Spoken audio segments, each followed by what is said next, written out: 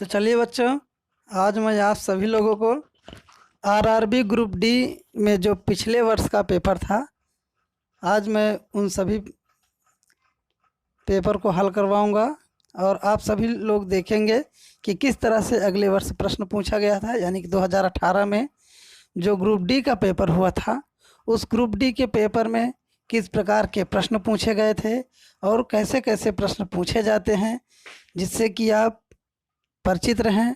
जब भी आप ग्रुप डी का आने वाला एग्ज़ाम देने जाएं तो इन सभी प्रकार के प्रश्नों से परिचित हों, जिससे कि आप परीक्षा में बैठते ही आपको मालूम हो जाए कि हम कितना प्रश्न हल कर सकते हैं और कौन सा प्रश्न हल नहीं कर सकते हैं।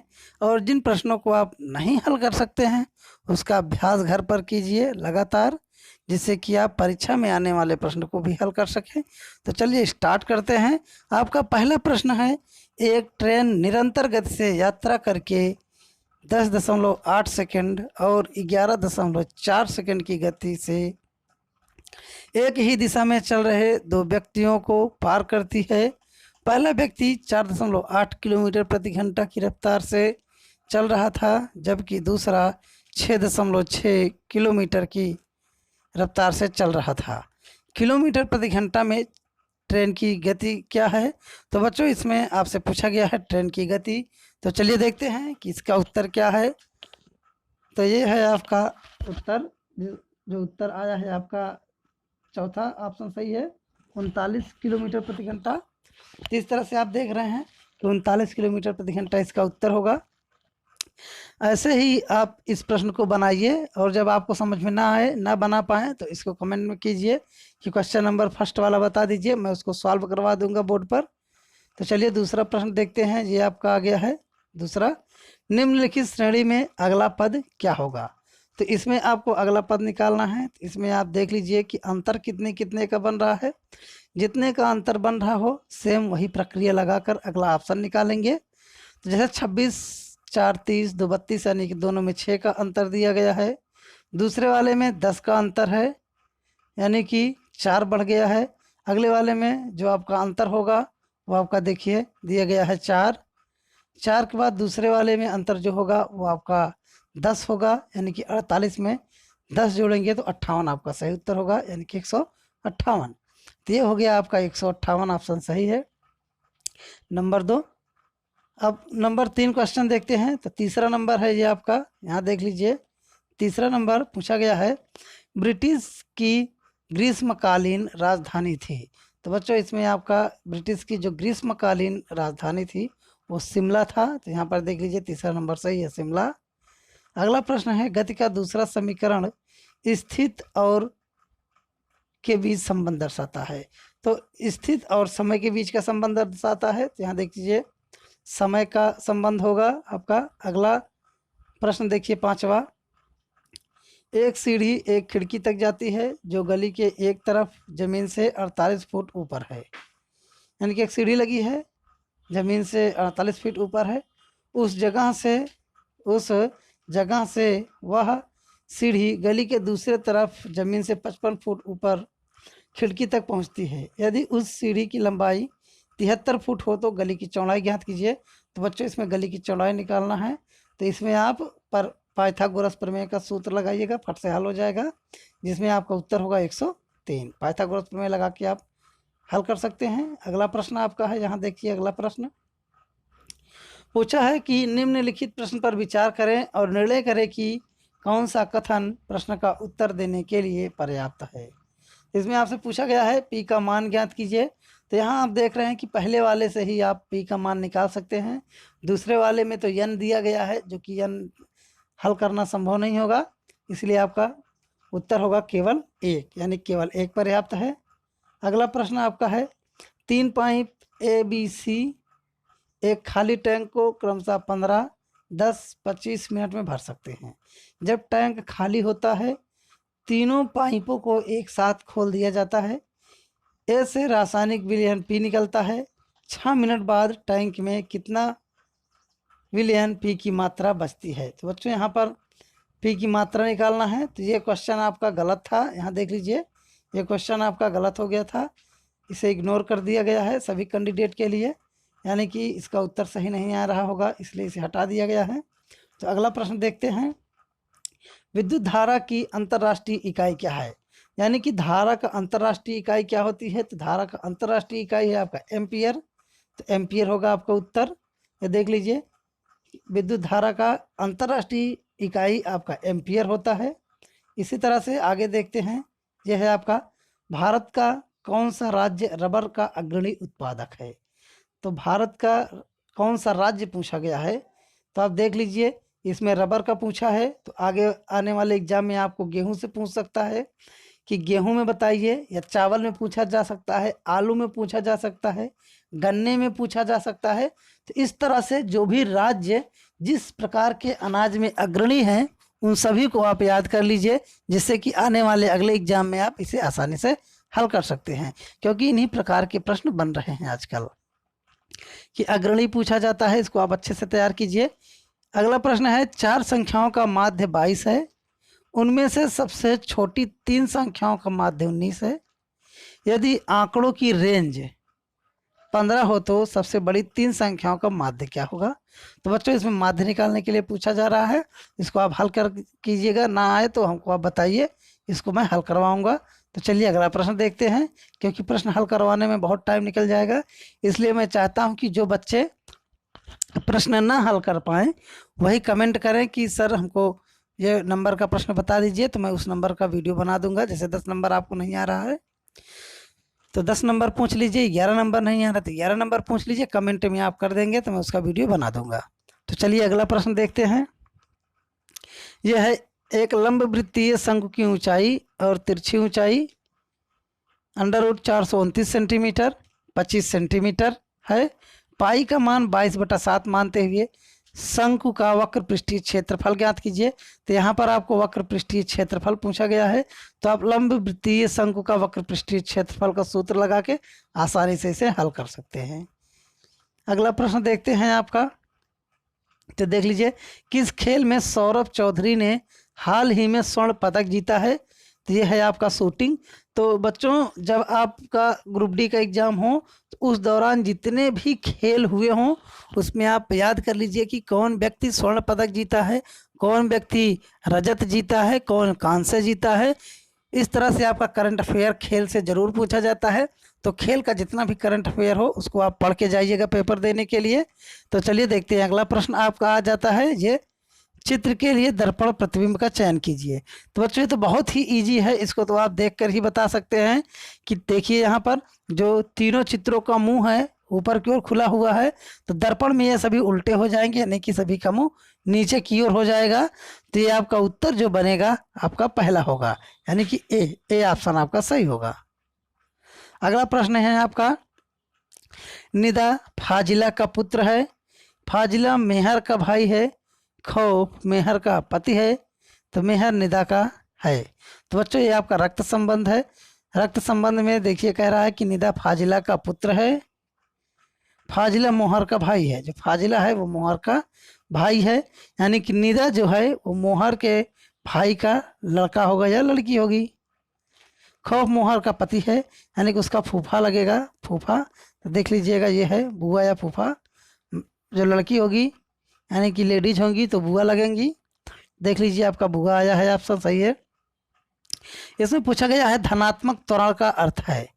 ये आपसे पूछा गया है कि धनात्मक त्वरण का अर्थ है। इसमें आप लगाएंगे वस्तु का वेग बढ़ जाता है, यानी जब भी धनात्मक त्वरण होगा तो उसमें वस्तु का वेग जो होता है वो बढ़ जाता है।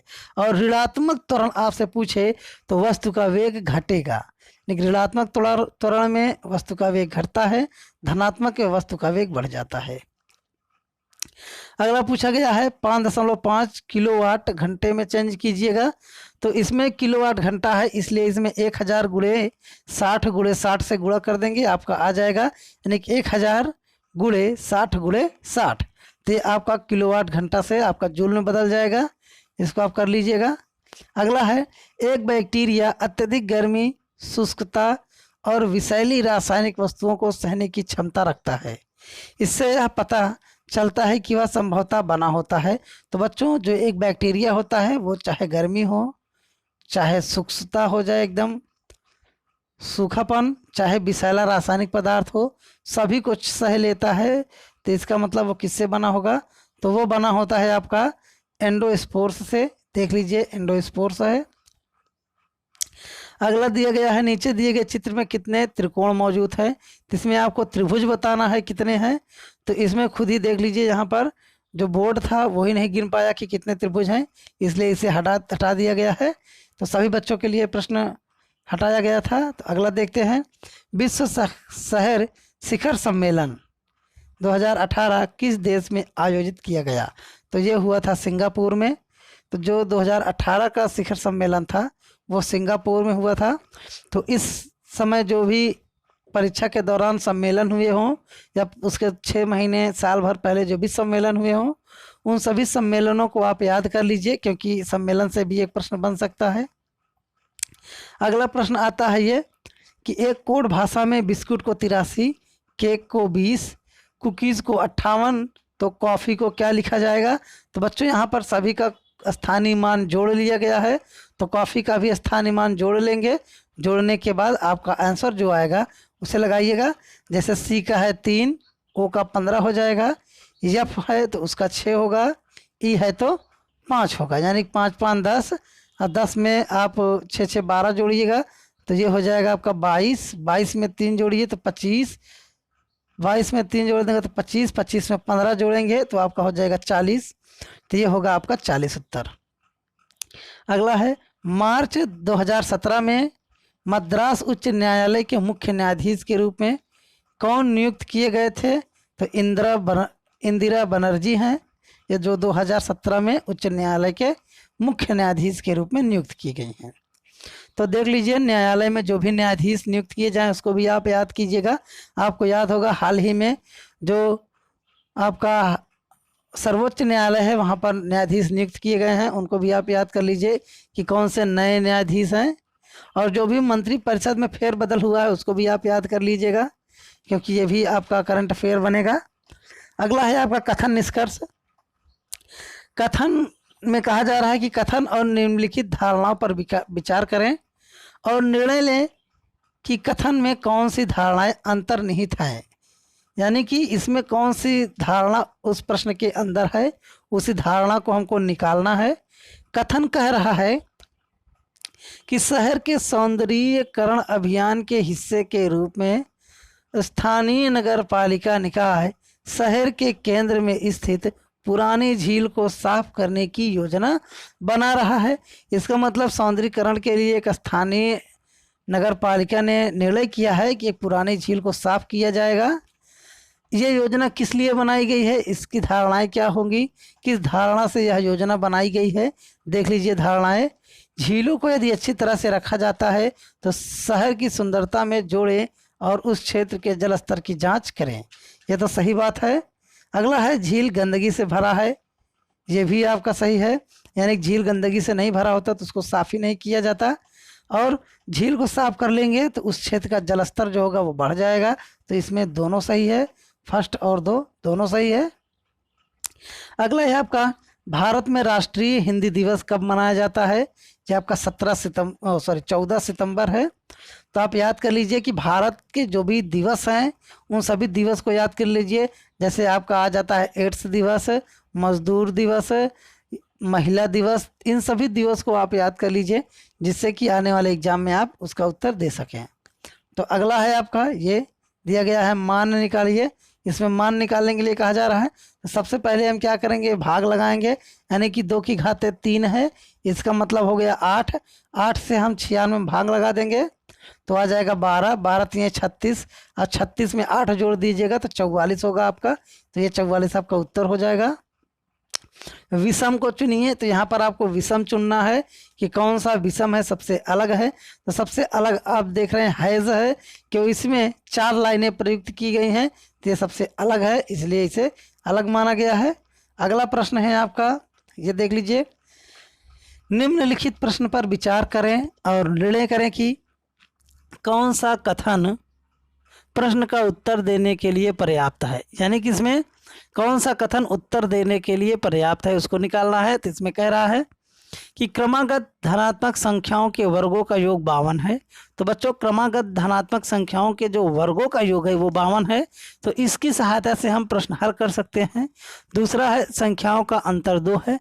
तो बच्चों ये हम नहीं निर्धारित कर सकते कि कौन सी संख्या होगी जो यक्ष का मान है, क्योंकि दो दो कई संख्याओं का अंतर 2 है।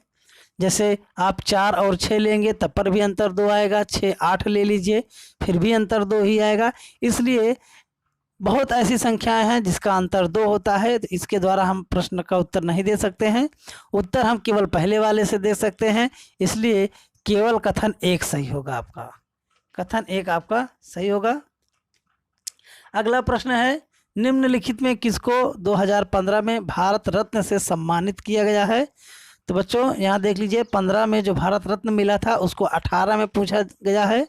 इसी तरह से जब आपका परीक्षा हो तो उसके 2 साल 3 साल पहले जो भी अवार्ड दिए गए हैं उन सभी अवार्डों को याद कर लीजिएगा। ये आपका 2015 में भारत रत्न जो था अटल बिहारी वाजपेयी जी को मिला था।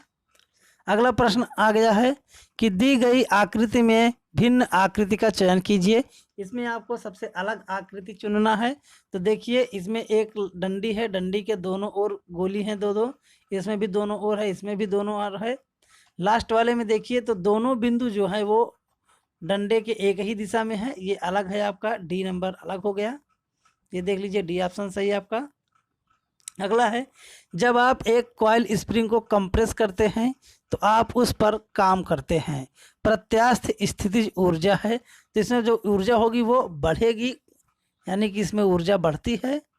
अगला आपका प्रश्न है, निम्नलिखित में कौन सा राज्य नेपाल के साथ अपनी सीमा साझा नहीं करता है। इसमें नेपाल के साथ कौन सा राज्य नहीं जुड़ा होता है। तो बच्चों ये है आपका हिमाचल प्रदेश। हिमाचल प्रदेश जो है उत्तराखंड नेपाल के साथ में नहीं जुड़ा होता है। अगला प्रश्न है, केरोसिन में निम्नलिखित में से कौन सी धातुएं संग्रहित हैं। यानी कि जो केरोसिन का तेल होता है, मिट्टी का तेल, उसमें कौन सी धातुएं रखी जाती हैं। तो मिट्टी के तेल में आपका पोटेशियम रखा जाता है और सोडियम, क्योंकि पोटेशियम और सोडियम बहुत ही क्रियाशील होते हैं। ये ऑक्सीजन के संपर्क में आते ही तुरंत जल जाते हैं, इसलिए इन्हें सदैव केरोसिन के तेल में रखा जाता है। अगला प्रश्न आपका ये है, देख लीजिए, दिए गए प्रश्न को पढ़ें और निर्णय लें कि निम्नलिखित में कौन सा कथन प्रश्न का उत्तर देने के लिए पर्याप्त है। यहाँ पर आप 3 प्रश्न है, उन सभी प्रश्नों का मेल मिलाइए और कथन के अनुसार देखिए कि कौन सा उत्तर देने के लिए पर्याप्त है। तो इसमें देखिए दिया गया है फर्स्ट और सेकंड दोनों पर्याप्त हैं, यानी कि दोनों के द्वारा उत्तर दिया जा सकता है।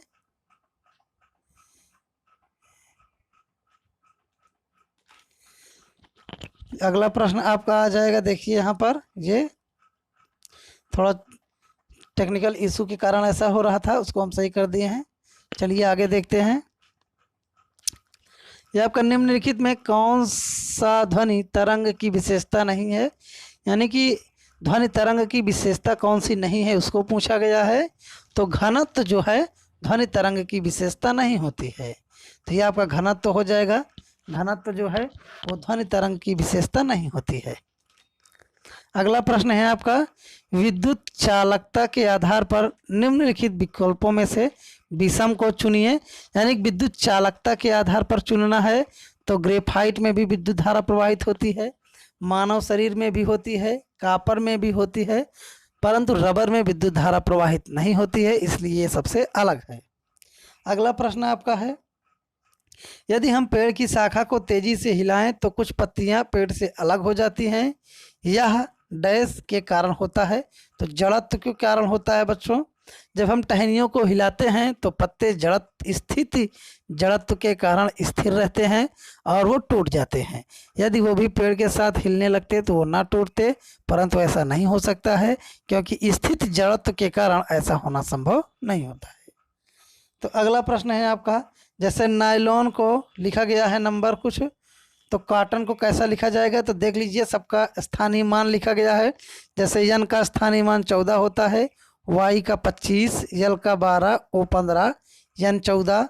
तो इसी तरह से सी का हो जाएगा आपका 3, ओ का 15 हो जाएगा, टी है तो 20 होगा, ओ है तो 15 होगा, एन है तो 14, यानी कि तीसरा वाला सही है आपका। अगला पूछा गया है, निम्नलिखित में से कौन सी मात्रा चाल के साथ इसकी गति निर्दिष्ट करती है? तो वेग है, यानी कि जो चाल होती है उसको वेग बराबर वेग बटे समय लिखा जाता है, यानी चाल बराबर वेग बटे समय। तो चाल के सूत्र में आपका वेग आएगा, इसलिए आप वेग का ऑप्शन सही होगा। अगला है, साहित्य अकादमी मुख्यालय भारत के किस शहर में स्थित है? तो साहित्य अकादमी मुख्यालय पूछा गया है, तो ये आपका नई दिल्ली में स्थित है। अगला प्रश्न है आपका, एक कथन के अनुसरण में दो तर्क दिए गए हैं, निर्णय ले कि कथन के संबंध में कौन से तर्क मजबूत हैं। इसमें आपको तर्क देना है, क्या भारत सरकार को सीमा सुरक्षा पर अधिक मात्रा में पैसा खर्च करना बंद कर देना चाहिए? इसका मतलब कह रहा है कि जो सीमाओं पर लगे हुए सैनिक होते हैं उसके ऊपर पैसा खर्च जो किया जाता है उसको कम कर दिया जाना चाहिए या बंद कर देना चाहिए। तो आपका तर्क है हाँ, यह सार्वजनिक धन की बर्बादी है। तो पहले में कहा जा रहा है कि हाँ भाई हाँ, इससे हमारा जो सार्वजनिक धन है वो बर्बाद हो रहा है। दूसरे वाले में कहा जा रहा है नहीं, यह राष्ट्रीय सुरक्षा का मुद्दा है। तो बच्चों जो दूसरा वाला ऑप्शन जो आपका दिया गया है, दूसरा तर्क, ये बहुत ही मजबूत दिखाई दे रहा है, क्योंकि पैसा तो बर्बाद होगा लेकिन हमारे देश की सुरक्षा तो रहेगी। हमारे पास पैसा ही बहुत सारा हो और हम सुरक्षित ही ना हो तो ऐसा कोई करना चाहेगा? जैसे आपके पास बहुत अधिक पैसा हो जाए, आप बहुत अमीर हो जाएं, तो आप क्या चाहेंगे कि आप सुरक्षित रहें, इसलिए कि आपका भले ही पैसा खर्च होगा लेकिन आप सुरक्षित रहेंगे। तो ये आपका जो दूसरा वाला तर्क है ये बहुत ही मजबूत है, इसे हम अपने आम जीवन में भी लागू करेंगे तो आप पाएंगे कि पैसा भले खर्च हो जाए लेकिन हम सुरक्षित रहें। तो ये दूसरा नंबर एकदम करेक्ट आंसर है आपका। अगला प्रश्न आया है कि नीचे दी गई आकृतियों में से तीन एक निश्चित तरीके से समान है, हालांकि इनमें एक आकृति अन्य तीन की भांति समान नहीं है, तो उस आकृति का चयन कीजिए जो अन्य से भिन्न है। तो इसमें आपसे पूछा गया है जो भिन्न है, तो पहले देखिए एक बिंदु है, दूसरे वाले में एक बिंदु से बना हुआ एक चित्र दिखाई दे रहा है, इसमें दो बिंदु है। जो आपका प्लस है इसमें कहीं पर भी बिंदु नहीं दिखाई दे रहे हैं, तो ये आपका प्लस ही सबसे अलग है। तो आपका ऑप्शन सी गलत हो गया, मतलब सही है, अलग सबसे दिया गया है ऑप्शन सी। अगला है, धातु अपनी वास्तविक स्थिति में विद्यमान होती है, तो धातुएं जो होती हैं अपनी वास्तविक स्थिति में मुक्त होती हैं, धातुएं मुक्त अवस्था में स्थित होती हैं। ये आपका आंसर होगा नंबर 3, मुक्त अवस्था। इसी तरह से देखिए, निम्नलिखित में से कौन प्रसिद्ध तैराकी चैंपियन है? तो इसमें आपको तैराकी चैंपियन पूछा गया है, यह है आपका संदीप सेजवाल। अगला प्रश्न है, निम्नलिखित में से कौन क्षार का गुण नहीं है, यानी कि कौन सा क्षार का गुण नहीं है? तो पहला ऑप्शन सही है, इसमें दिया गया है ये पानी में हाइड्रोजन आयन उत्पन्न नहीं करते हैं, ये एकदम करेक्ट है, क्योंकि जो क्षार होते हैं वो हाइड्रोक्सी आयन उत्पन्न करते हैं, हाइड्रोजन आयन उत्पन्न नहीं करते हैं, ये हाइड्रोक्सी आयन उत्पन्न करते हैं। जहाँ तक हाइड्रोजन की बात है तो हाइड्रोजन आयन जो है वो अम्ल उत्पन्न करते हैं, यानी कि अम्ल को जब हम पानी से मिलाएंगे तो जा कर के वो हाइड्रोजन उत्पन्न करेंगे, यानी कि H+ देते हैं। इसलिए आपका जो उत्तर होगा वो होगा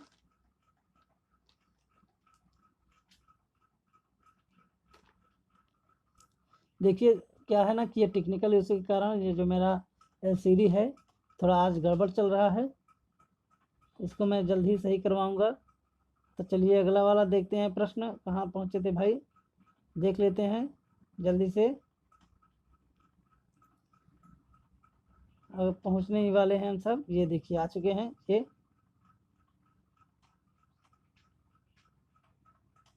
ये है प्रश्न, यानी कि हाइड्रोजन आयन उत्पन्न करने वाले जो होते हैं वो है आपका अम्ल। अगला है आपका, निम्न में से कौन एक परमाणुक है? तो इसमें एक परमाणुक पूछा गया है, तो एक परमाणुक जो होता है वो इसमें दिया गया है आर्गन, परंतु हमें लगता है कि इसमें हाइड्रोजन होना चाहिए था, क्योंकि हाइड्रोजन में ही एक परमाणु पाया जाता है। तो हमारे अनुसार जो इसका उत्तर होगा वो हाइड्रोजन होगा, लेकिन बोर्ड ने जो उत्तर लगाया है वो आर्गन दिया है, तो हमें नहीं पता कि इस तरह से दिया गया है, परंतु एक परमाणु जो है आपका हाइड्रोजन ही होता है। अगला है आपका, आपकी आपको एक प्रश्न और 2 कथन दिए गए हैं। या बताएं कि कौन सा कथन प्रश्न का उत्तर देने के लिए आवश्यक है। तो आप देख रहे हैं बच्चों कि कथन एवं निष्कर्ष वाला प्रश्न बहुत बार आया है। तो आप कथन एवं निष्कर्ष अच्छे से पढ़ लीजिए। आपको ना समझ में आए तो आप कमेंट मात्र कर दीजिए, मैं इसका इतना इजी तरीके से समझा दूंगा कि आप ऐसा तरीका कभी सीखे ही नहीं होंगे। तो बच्चों, आपको ना समझ में आ रहा हो कथन निष्कर्ष तो आप कमेंट कीजिएगा, मैं आपको कथन निष्कर्ष का वीडियो अपलोड कर दूंगा और उसको आप देख करके अच्छे से समझ सकते हैं। तो दिया गया है कथन में, नयन में 3 अलग अलग आकार के 6 बोर्ड हैं, तो पता लगाइए उसके पास कितने आयताकार बोर्ड हैं। तो इसमें दिया गया है कि आयताकार और परिपत्र बोर्ड की संख्या समान है। तो इसमें यह नहीं कहा जा रहा है कि आयताकार बोर्ड और परिपत्र बोर्ड समान है, इसकी तो बात ही नहीं की जा रही है, इसलिए यह गलत है।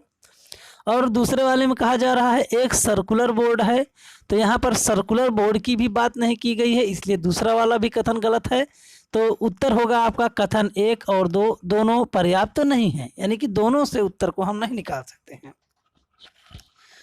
इसी तरह से आप अगला प्रश्न देखिए। तो यह है, संजय दक्षिण पूर्व दिशा में जा रहा था, वह अचानक 90 अंश दाहिने मुड़ जाता है, अब वह किस दिशा के सम्मुख है। तो बच्चों, इसको आप लगाइएगा, दिशा परीक्षण है, ये बहुत ही इजी है, इसको आप आसानी से लगा लेंगे। और ना है तो आप कमेंट कीजिएगा, इसको भी मैं बता दूंगा। चलिए, ये उत्तर है आपका दक्षिण पश्चिम, देख लीजिए, इसको हल कीजिएगा। हल करने के बाद आप देखिए आपका उत्तर उत्तर पश्चिम आ रहा है कि नहीं आ रहा है। अगला है, निम्नलिखित में से कौन सा √2 के निकटतम मान है।